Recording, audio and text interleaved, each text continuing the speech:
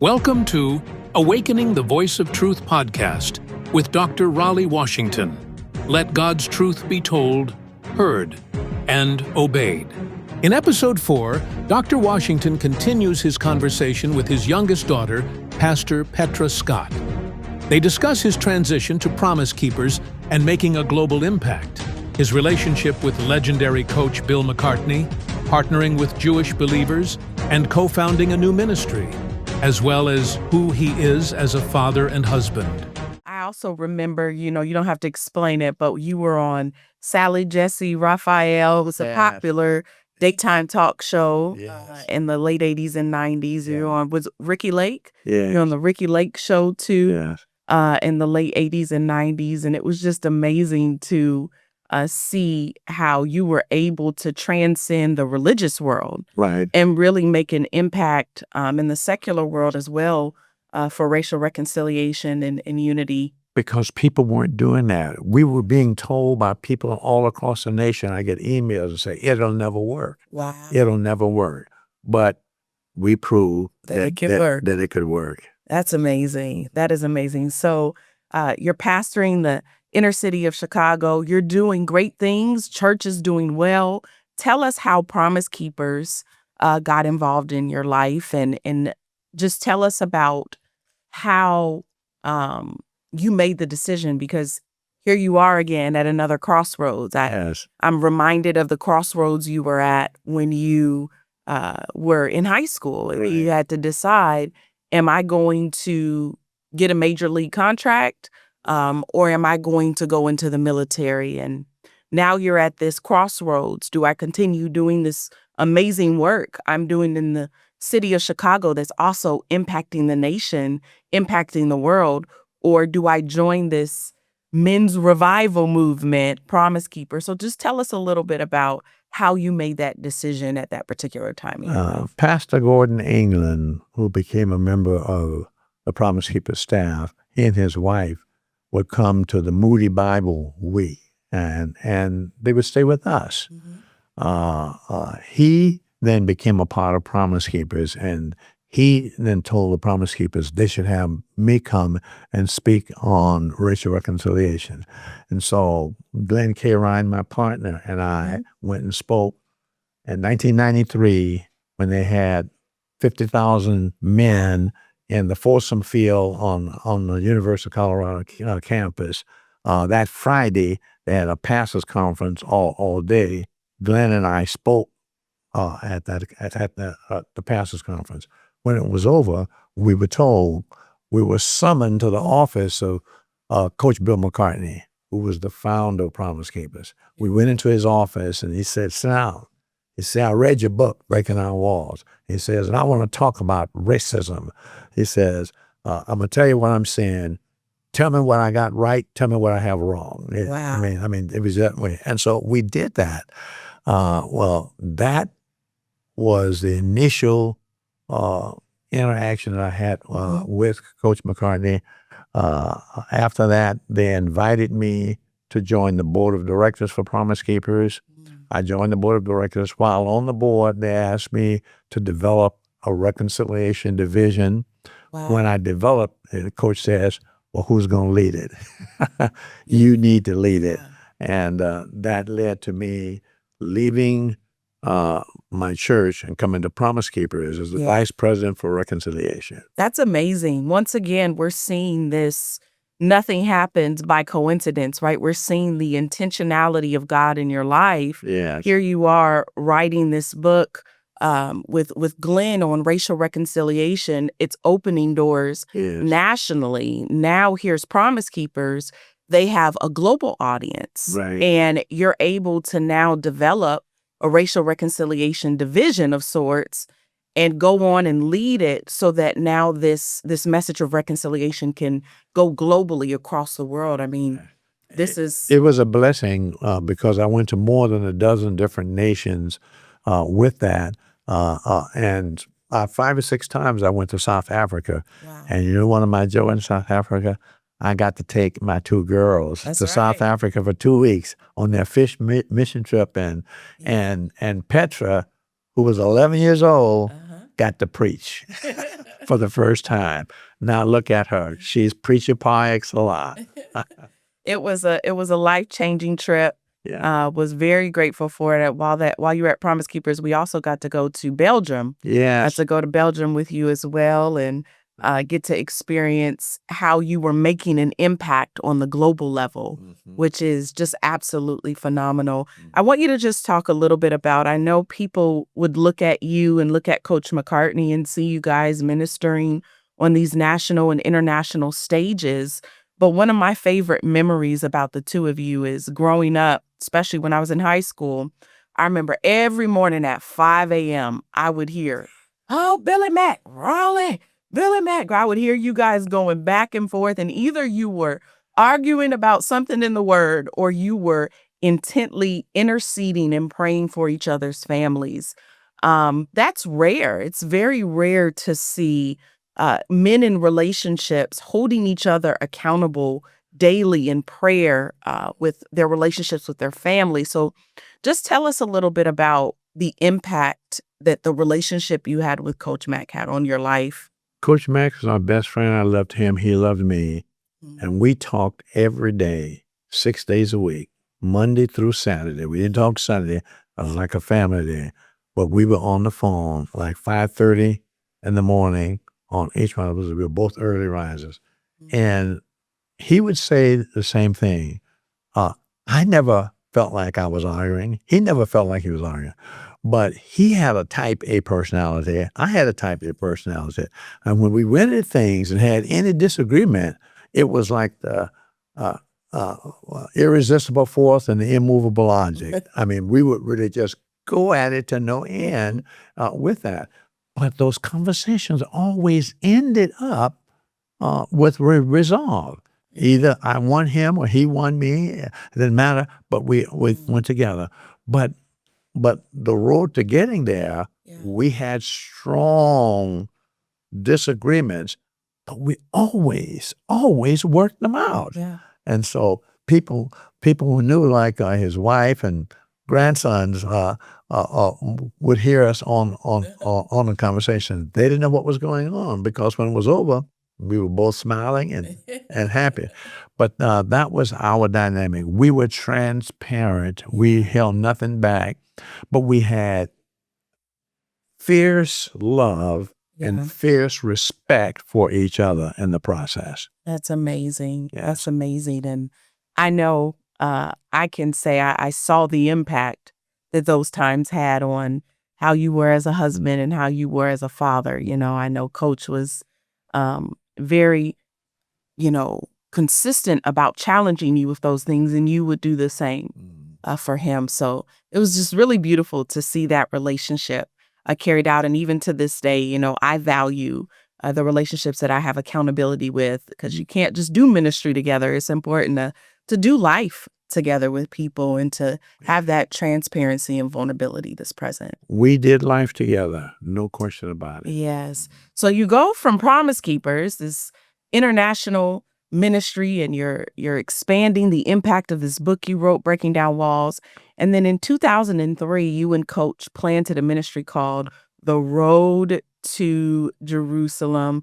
Give us a brief story of how you and Coach came to the place of planting this ministry, The Road to Jerusalem. And it was so different from the type of ministry that both of you had done before.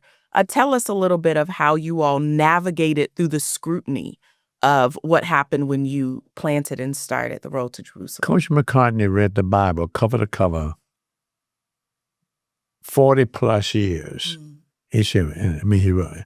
And in reading the Bible through, he kept coming across Jerusalem, the road to Jerusalem. It was the Bible there was something significant about Jerusalem. And so he began to really investigate that. And we did it together.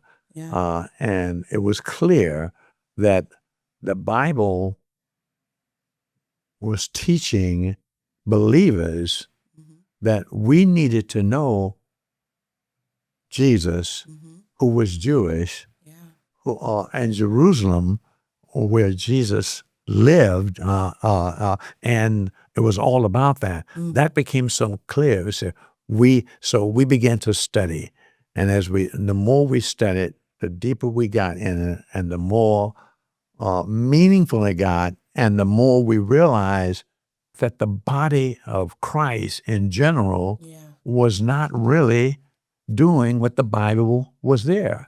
And Coach said, we got to do something about that.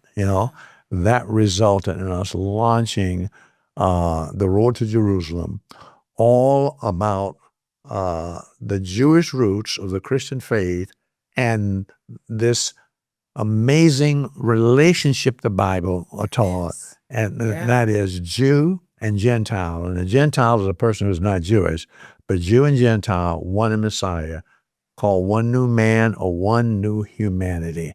And that was the thrust of what it was all about. And so together we launched the ministry, the Road to Jerusalem. Now that's awesome. I know that up until then, your main focus in ministry was Black and white. Racial reconciliation, black and white. So was this getting off track from reconciliation, or was this ministry fulfilling a greater type of reconciliation? Something that I learned in that process. I got this shirt. Oh yeah. Yeah. If I took this shirt and put it on and start in the middle, the shirt would end up like this. Yeah. See, now young kids and old men, we do that all the time. But if we take a shirt, not in the middle, and start with the top button, every other button and buttonhole will fall in line. Well, I learned that the top button for God's shirt of reconciliation was the issue of Jew and Gentile, one in Messiah. And if you get that one right, all of the rest of the issues fall in line. Ephesians makes that clear. 2 verses 14, verses 15. And Ephesians says, he is our peace. That's Jesus, is our peace, our shalom, who broke down the barriers of the dividing wall of hostility between the two groups, Jew and Gentile, so that in himself, his work on the cross, he would make the two into one new humanity. Watch this, thus establishing peace. Verse 15, the word peace has a different meaning than peace in 14. Come on. Peace in verse 14, he is our peace, is shalom. But peace in verse 15 is defined as a state of national tranquility. So getting these two groups together, come on, top button, the promise that God makes is, if these two come together, I will then show you how it will result in peace and tranquility for everybody else. That is amazing. So let's look at this story arc again. He's been preparing you with this love for people, this understanding of psychology and how people work, and you're serving your country, you're serving people in the military, you're working with prisoners of war, you're in the inner city of Chicago, you're working in the trenches, you're dealing with issues of reconciliation, which you believe is your life call. You're able to go to Promise Keepers. You're able to take this call of reconciliation globally. Now, here's the road to Jerusalem. Many people are like, what is going on with Coach and Raleigh? Have they gotten off course? But no, you guys are now realizing that in this call of reconciliation, there's an area you missed that is actually the top priority of God. Absolutely. And it's Jew and Gentile. So the road to Jerusalem was really a fulfillment of the full ministry of reconciliation, and everything leading up to that prepared you to be able to steward that ministry well. Absolutely. Absolutely. It's amazing. You said it right, baby girl.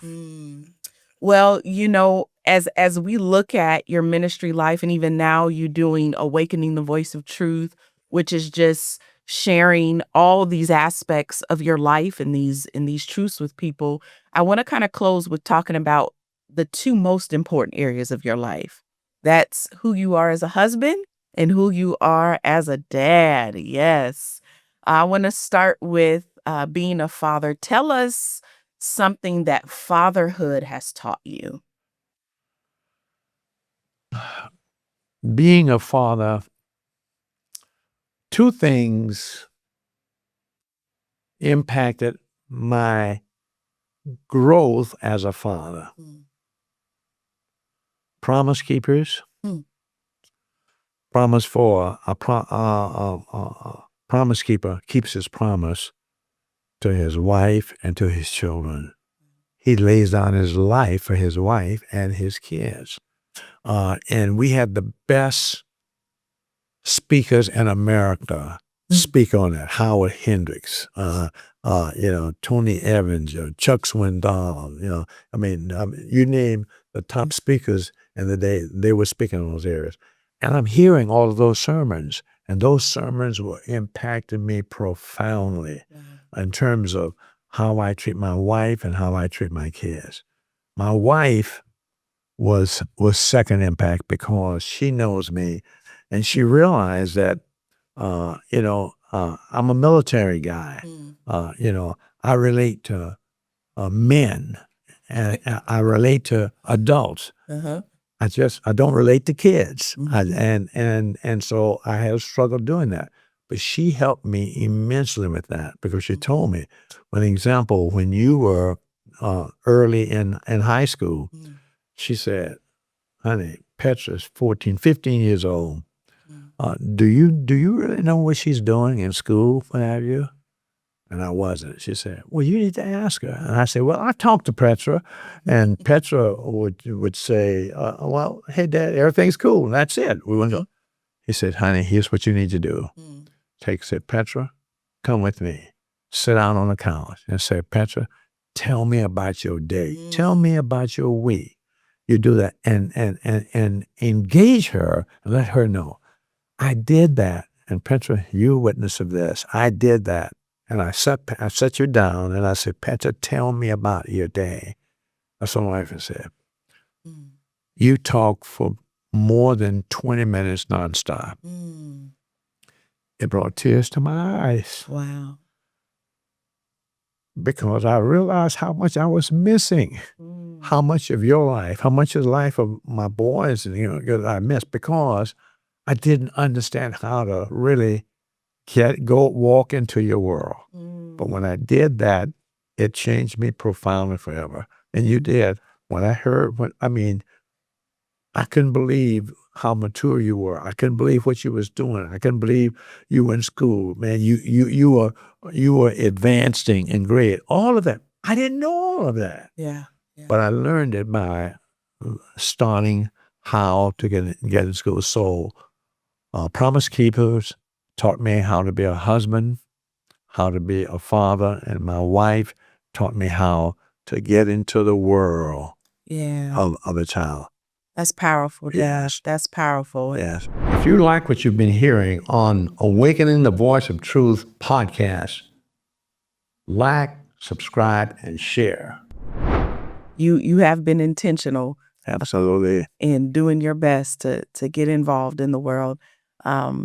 Let's transition now and close it with talking about the love of your life. My mama, one of my favorite things about the two of you right now, she's 78, you're 86. And whenever you all have the opportunity to serve in the local church, you're always doing a marriage class or a marriage Sunday school. The two of you genuinely not only love one another, but you have a heart for couples. You have a heart for marriages.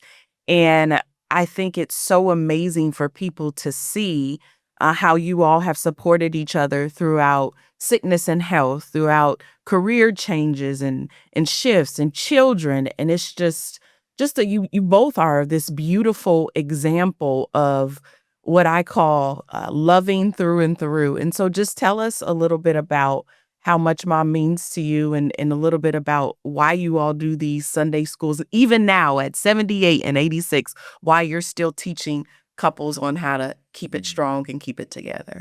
Your mom is the love of my life. I am who I am because of your mom. They say that behind every man is a good woman or what have you. With me, that's true. Literally, whatever success I've had preaching, it was your mom. she tells me, no, you got to do this. Hey, you're starting out slow. You need to do this. Man, listen. I mean, she took a class of homiletics in seminary. Yeah. And I made a B plus. She made an A plus in that same class. So she understands homiletics, but she understands me. And so she is my greatest fan.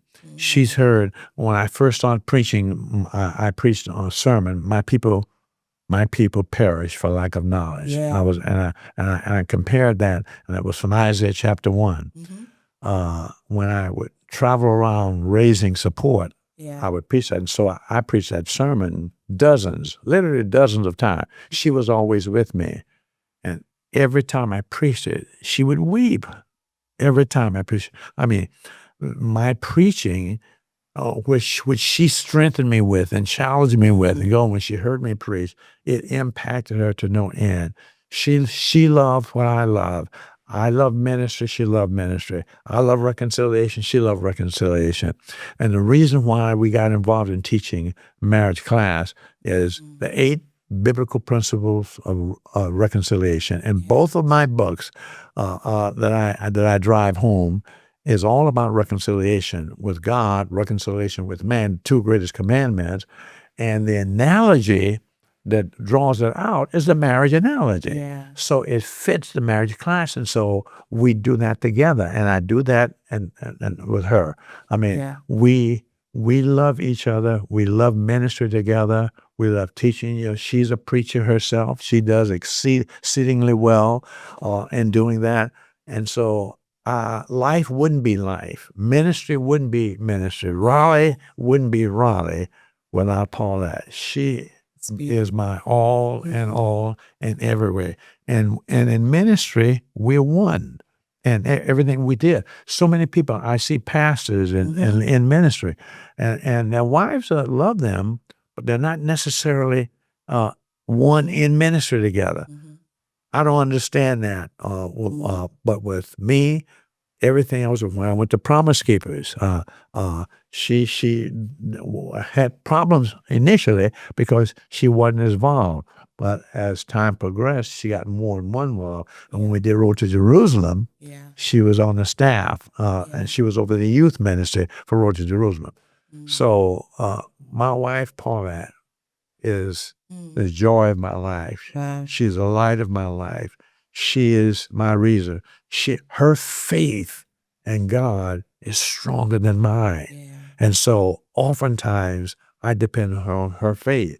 The greatest decisions that we've made, God has spoken to me through my wife and there. So she's my all in all. What can I say? She is definitely my all in all. Wow. Well, Dad, that's absolutely beautiful. I know when Mom sees this, she's going to be boo-hooing. So you may want to show it to her, hopefully, for birthday, Valentine's Day, anniversary, every year. But Dad, if we just look at just this arc of your life, this story that is the life of Raleigh Washington. The reason why we do marriage class is because reconciliation principles is based on relationship, and the best earthly example of a relationship is a marriage relationship. And that's why we do it. There we go. So from start to finish, I mean, you have this consistent theme of the hand of God being on your life and very intentionally preparing you to be an ambassador for relationships, to be an ambassador for reconciliation. Yes. And it's just beautiful to see, and it's beautiful to hear the stories of the man behind this voice of truth. And so, Dad, thank you for sharing more about who you are. I'm so glad that I got to be the one to do this with you. And to all of your podcast viewers and listeners, I pray that they're encouraged by your story and that they themselves can see that no matter what they're going through, no matter what's happening in their lives, that God is intentional about putting together the pieces of our story to produce our purpose. To God be all praise and glory. I love you, baby girl. I love you too, Dad. High five on 3. Don't miss my hand now. 1, 2, 3. There we go. I love all of my children, but you have walked in the same path. Rachel, we're a dynamic duo. No ifs and buts about it. But you, in terms of your gift of speaking and your gift of all that you're doing, is tremendous. You authored a book, Intimacy, Intimacy, and it says, Unlearning Religion, Embracing God. This book started while you were a senior at Azusa Pacific University, and they asked you, the students voted for you to speak. And you spoke in chapel, and you did the first time. And I had a commitment, and I couldn't be there whenever you. And I remember getting a call from a person on the staff there. He said, Ron, I got to tell you, I didn't expect it, but she has the gift. She really has a gift. And you talked about intimacy with God in that process. And so this book talks about what Coach and I ended our active ministry life together with, and that is God's chosen people. You deal with that in the process. And so why don't you tell little people a capsize of this book, because this book, you can read it in a day. You can read it in a day, but it is power-packed like you would not believe. Tell us about it. Just to give a short synopsis of it. So it is called Intimacy, subtitle, Unlearning Religion, Embracing God. And it's really just giving people an opportunity to see God's intentionality in their journey of life, pretty much what we talked about a little bit on your podcast. And I'm just very, very, very, very passionate about people knowing that beyond the hurt someone may have experienced from church or Christianity as a religion, that there is a God who loves us exceedingly and abundantly, and he wants to be in intimate relationship with us. And if we can understand that he's there, he's extending his hand, and all we have to do is reach back, then it opens up opportunity, purpose, healing, and joy in this life. And so it's a journey that I take people on. I use a lot of my personal story and my personal journey to take people on there. I didn't add in that college story. Dad, see, I'm going to have to do a volume 2 of Intimacy and add in that story when I spoke at college. But ultimately, it's an invitation. I think it's an invitation to connect deeper with God. And it's on Amazon, Barnes & Noble, and you can also get it on the Road to Jerusalem website. Hallelujah. To God be all praise and God be the glory. Thank you. Intimacy is like the coach. Coach, in his blind spots, he talked about the 4 steps of a relationship. And the 4th step is intimacy. Intimacy. Yeah. So to God be the glory. To God be the glory. It's a good book. Get it. And who did the foreword? I don't know. It's a man. You may know him by the name of Dr. Raleigh Washington. Hey, to him be all praise and glory. Join us next week for episode 5, where Dr. Washington speaks with Pastor Jason Masters, senior leader of Bold City Church in Florida. They discuss the issues that millennials are facing and how the church can effectively reach them. Awakening the Voice of Truth podcast airs new episodes every Monday and Wednesday. Visit our website, atvot.com, to learn more about Dr. Washington, his ministry, and gain access to the podcast and podcast schedule.